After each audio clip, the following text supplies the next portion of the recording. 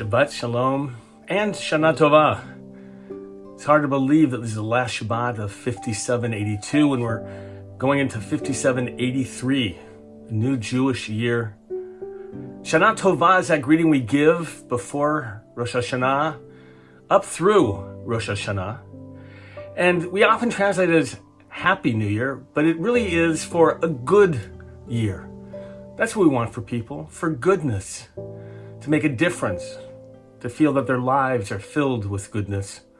And on that first evening, Sunday night, many of you know the ritual of dipping the apples in honey. We recite a blessing, Borei Pri Ha'etz, over the fruit of the tree. But there's another expression that we share that night as we eat the apples dipped in honey. The Hebrew goes like this: Yehi ratzon lefanecha Adonai Eloheinu, shetechadesh aleinu shana tova umetuka.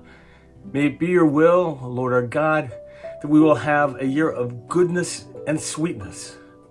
In fact, sometimes we'll greet people with the expression L'shana tova umetuka, for a year of goodness and sweetness.